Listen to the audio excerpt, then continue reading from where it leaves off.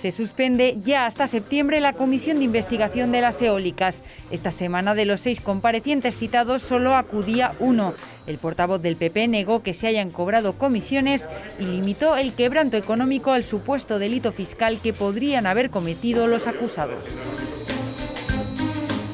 Y en la Comisión del Carbón comparecía el exdirector de Energía y Minas, que aseguró que es imposible que cualquier proyecto empresarial pueda devolver a las comarcas mineras la actividad que tenían en los años 90 con las térmicas. El presidente del CES ha entregado en las Cortes la memoria anual de la institución, un informe en el que se pide unidad política para salir de la crisis. Y también esta semana el Consejo de Cuentas ha presentado un nuevo informe. Con este, la institución logra ponerse al día en esta materia. No se pierdan el final de nuestro programa. Hoy visitamos la ciudad de Burgos con la procuradora socialista Noelia Frutos. Todo un ejemplo de tenacidad para lograr sus objetivos.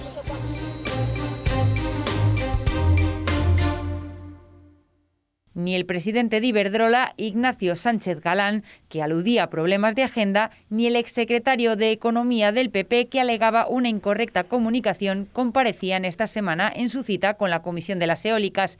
Tampoco lo hacían justificadamente otros 3 comparecientes y las sesiones se cierran ya hasta el mes de septiembre. ¿Qué tal? ¿Cómo están? Por la comisión de investigación han pasado ya, aunque con diferente aportación, hasta 60 comparecientes. El portavoz del PP, Raúl de la Hoz, cerraba las comparecencias antes de las vacaciones. Una sesión en la que Partido Popular y PSOE se enfrentaban por los distintos casos de corrupción que afectan a sus partidos. El portavoz del Partido Popular arrancaba la comparecencia advirtiendo que poco iba a aportar. Nada puedo aportar en relación con los hechos objeto de investigación, pues saben ustedes que ninguna relación tengo con los hechos. Y negando cualquier implicación de la Administración autonómica en el supuesto cobro de comisiones.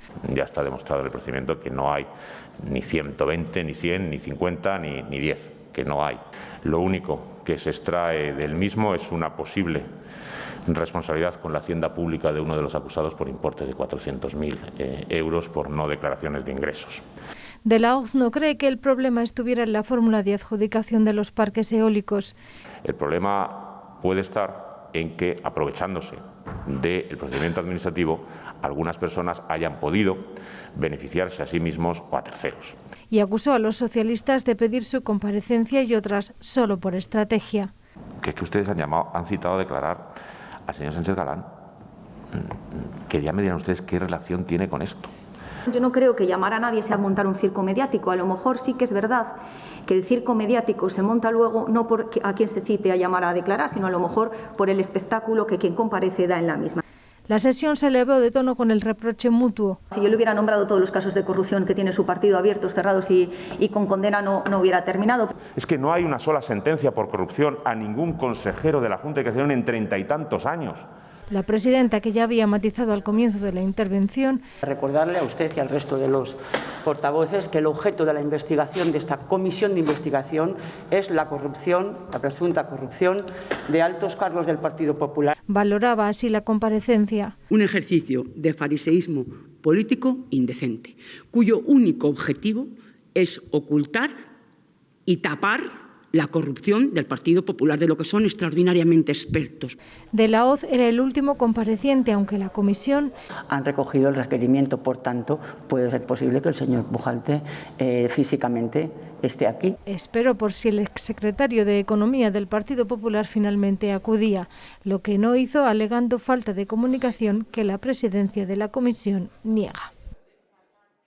Y en otra comisión de investigación en la que analiza el uso de los fondos del carbón desde los años 90, los comparecientes sitúan en el Ministerio de Economía la aprobación de los proyectos. Eso sí, reconocen que no se hacía el seguimiento que se debiera y ponen en valor las inversiones realizadas, sobre todo en materia de infraestructuras.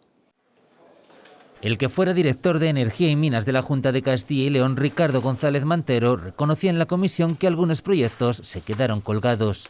¿Cuándo se estropeó todo? Pues mire, se estropeó todo cuando se acabó el dinero. Eso es así de claro. Por la crisis económica de 2010 y también por la ruptura del consenso entre PP y PSOE, se produce entonces un cambio en la gestión de los fondos que exigía el 75% de la ejecución y que hizo imposible, asegura, continuar con algunos de ellos. Al final lo que ocurría es que la Junta adelantaba los fondos y con este sistema pues muchos de esos fondos pues no se han reintegrado a la Junta de Castilla y León. Aún así, defiende las inversiones realizadas. La parte de fondos de infraestructuras, yo creo que sí que realmente ha habido una importantísima relación entre la mejora de las condiciones en tanto de comunicaciones, saneamientos, abastecimientos, existencia de polígonos en las zonas mineras. Incluso aunque no fueran las más provechosas en su planteamiento. No hubiera estado allí el polígono, pues no se hubiera podido establecer luego posteriormente ese vivero de la Ciuden, que no era la intención inicial, que probablemente se hubiera preferido llevar allí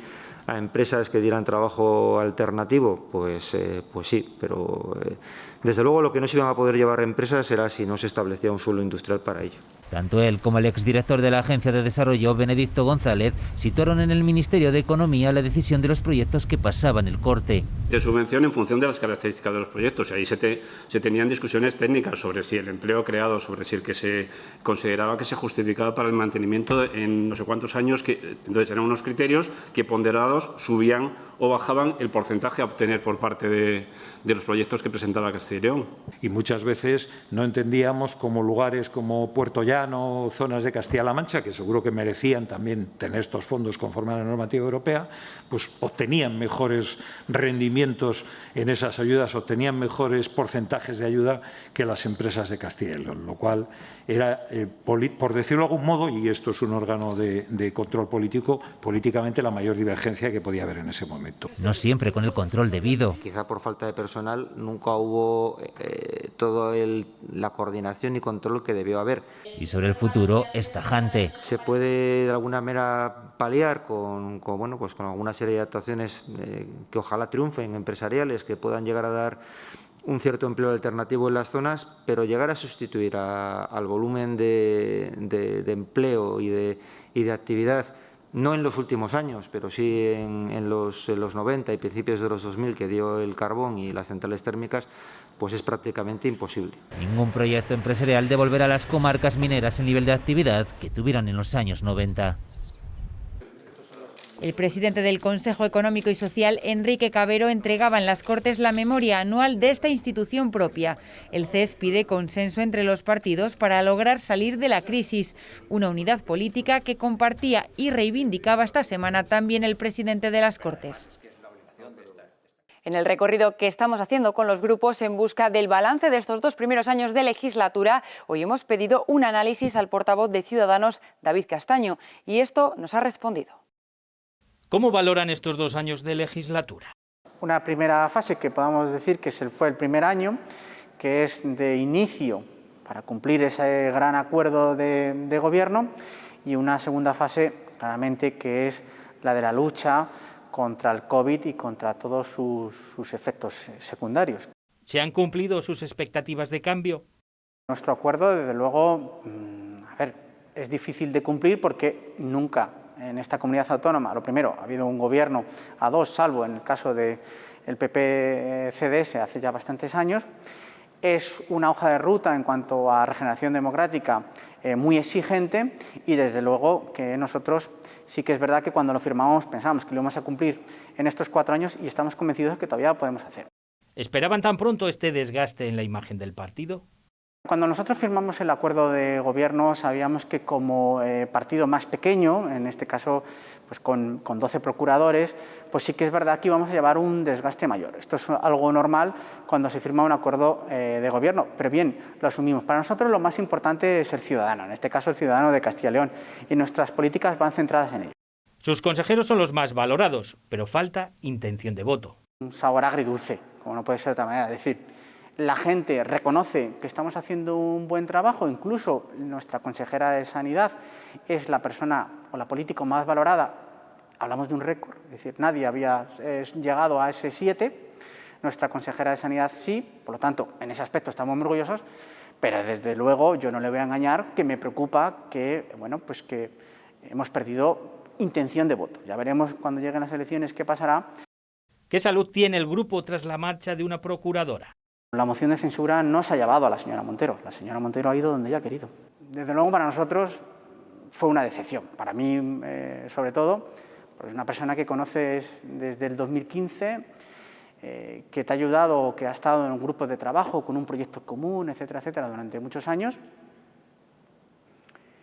que a pocos días de la moción de censura te decía por activa y por pasiva que jamás apoyaría al Partido Socialista y luego pues hizo lo que hizo. Estas circunstancias lo que hacen es unir a las familias, unir a los grupos, unir a las personas. Bueno, en ese aspecto nos ha venido realmente bien. ¿Temen otra moción de censura cuando pase un año? Yo temer no temo nada. Es decir, si ellos creen conveniente volver a presentar una moción de censura, la presentarán. Ahora, lo que yo temo es el desgaste no político hacia mi partido, sino el desgaste hacia los políticos en general. Sin mayoría absoluta, ¿en qué partido minoritario prefieren apoyarse? Yo creo que todos. Es decir, no descartamos al Partido Socialista para nada para llegar a acuerdos, como no descartamos ni mucho menos a la señora Pinacho, la representante de Vox. ¿Por qué no vamos a negociar con Vox cosas buenas para Castilla y León? Las negociaremos. O con Por Ávila, en el mismo sentido, o con el señor Santos Reyero, incluso con Podemos. Estamos a uno de la mayoría absoluta. Si pudiéramos negociar con todos y sumarlos a todos, mucho mejor. ¿Culminará el gobierno de coalición la legislatura? Es un gobierno que funciona muy bien. Yo creo que el ciudadano de Castilla y León no entendería un adelanto electoral por motivos políticos.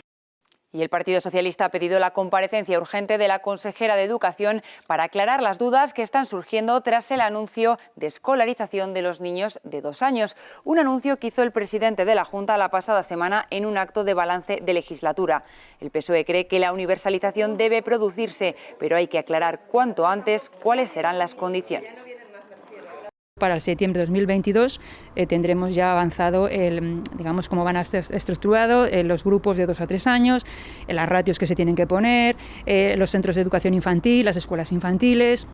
También sobre educación hablaba Ciudadanos, reivindica la apuesta por la formación profesional y la mejora del bilingüismo en la comunidad y pide también a la nueva ministra del ramo que busque consensos y no cometa los mismos errores que su predecesora.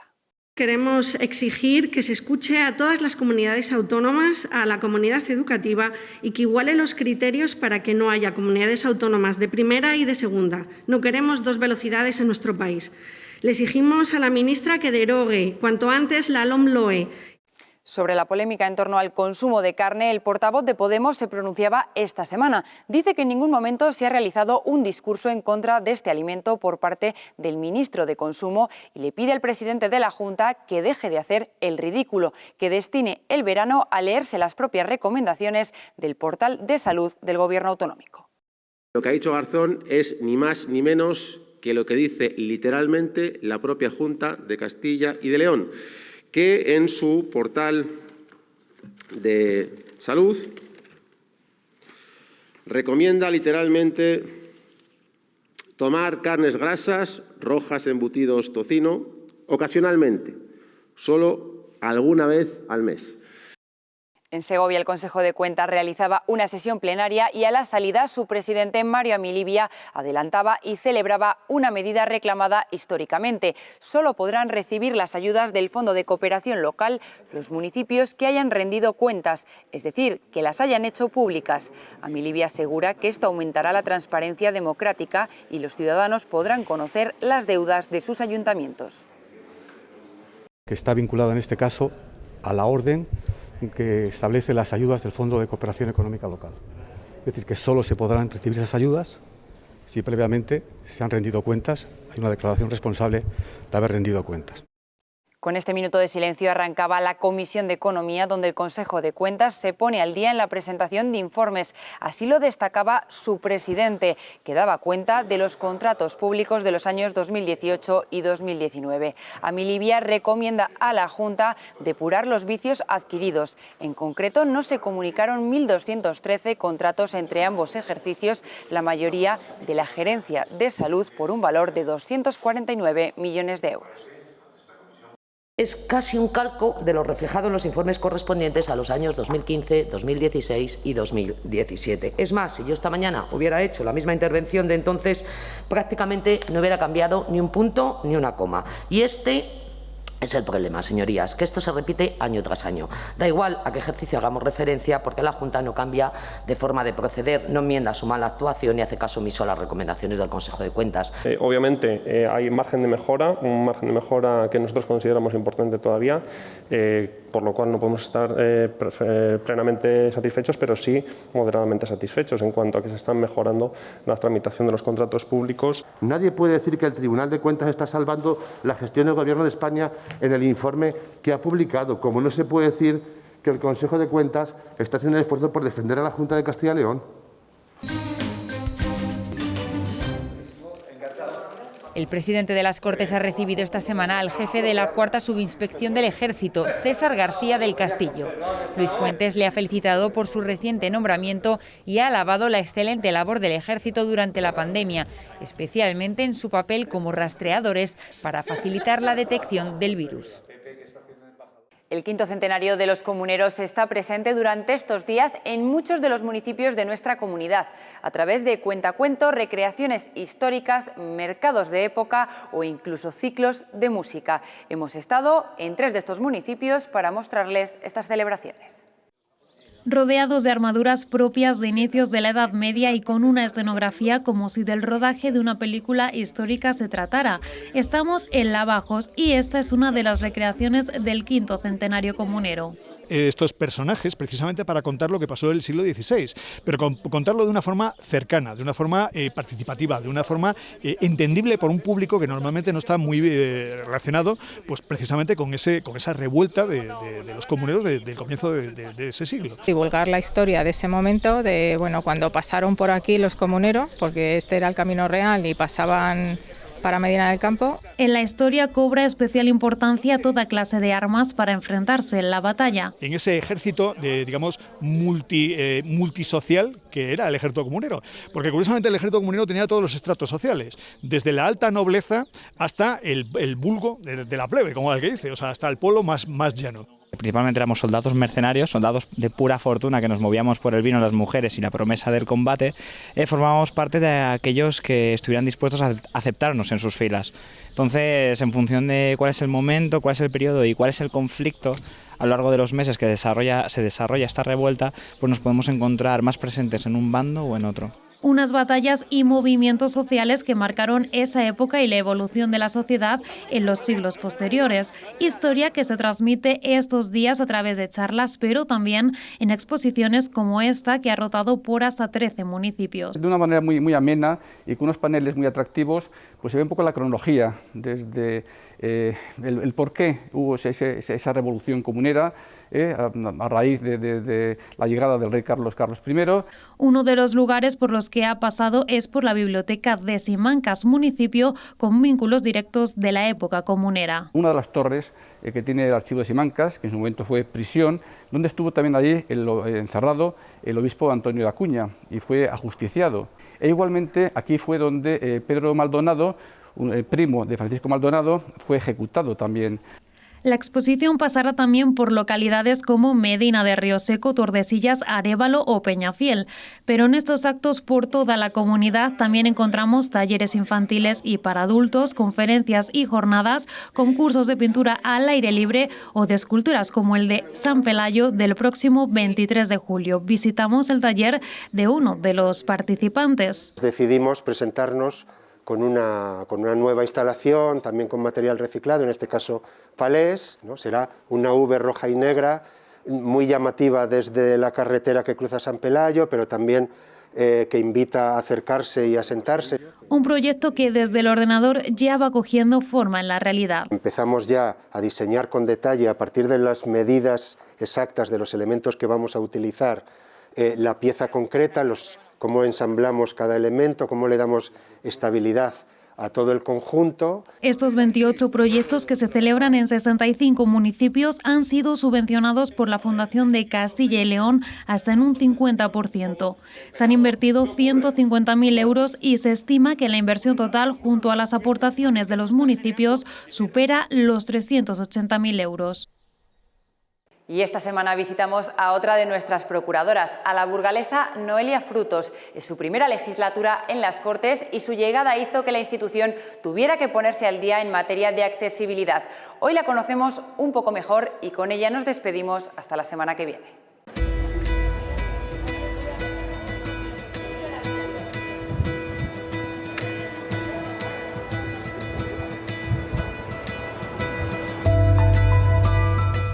Tengo raíces de la zona de Aranda de Duero, de un pueblecito pequeño que se llama Quintana Mambilgo, pero yo nací aquí en Burgos capital. Soy técnico en diseño web y grafista maquetista. He trabajado en un centro especial de empleo también hace varios años como administrativo, como auxiliar administrativo. Más tarde estuve en el Centro de Referencia Estatal de Atención a Personas con Enfermedades Raras y sus familias, trabajando de recepcionista. Y luego pues he estado trabajando también en distintas empresas de administrativo también.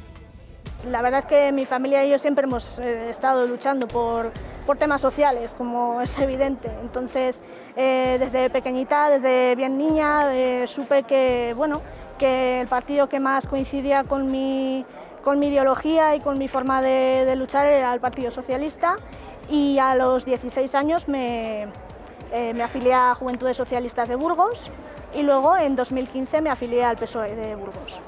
En 2017 Luis Tudanca me llamó para entrar en su ejecutiva.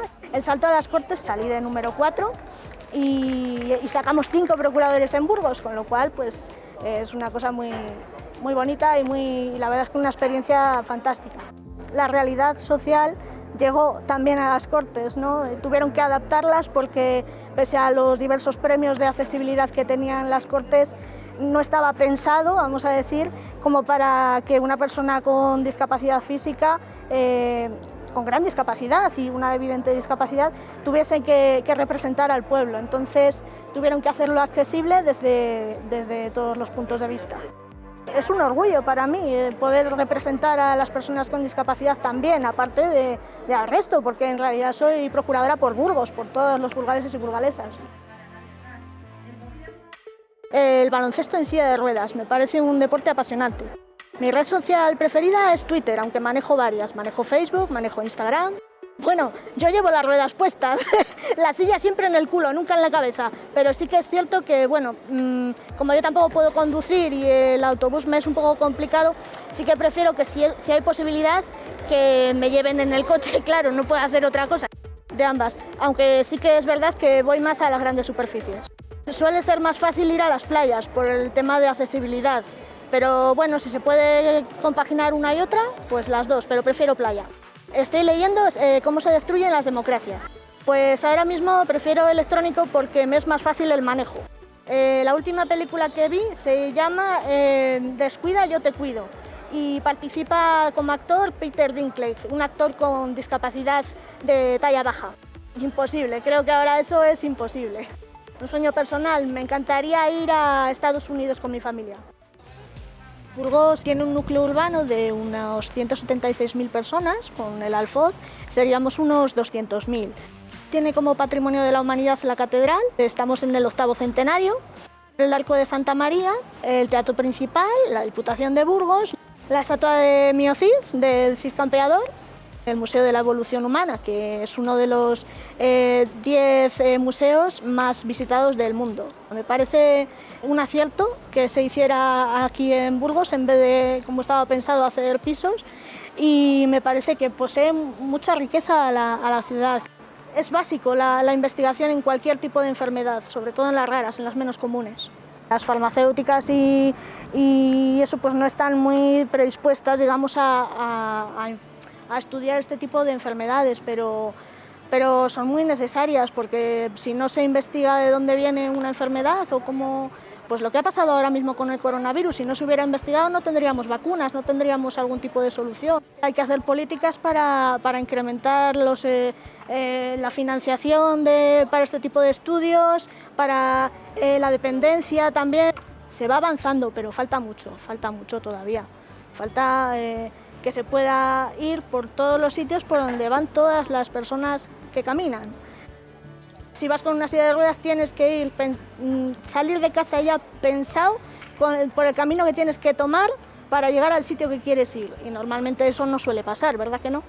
Por ejemplo, a nivel de estudios, yo tuve que marcharme fuera de mi ciudad porque cuando yo quise estudiar un grado medio de imagen y sonido, en el instituto donde lo podía hacer, la clase donde se daba fotografía estaba en un primer piso sin ascensor, con lo cual sí que la orientación de mi instituto me indicaba hacer otro tipo de cursos, pero la gente estudia lo que quiere en realidad, entonces a mí no me gustaba lo que me planteaban desde la orientación de mi instituto y decidí marcharme fuera de mi ciudad para estudiar lo que más o menos, aunque no fuese exactamente lo mismo, pero otra cosa que sí que me gustase. Mi compañero Carlos hizo una exposición muy buena hacia la consejera de Educación sobre un tema muy importante, que es la diferencia entre la inclusión y la integración. Entonces, yo creo que tener eso claro en educación y que eso se lleve a cabo desde edades bien tempranas, yo creo que esa es la base para una sociedad más madura y más integradora. Mi deseo a medio plazo para Castilla y León es que se acabe esta maldita pandemia y que todos podamos llevar una vida pues lo más normal posible, como antes.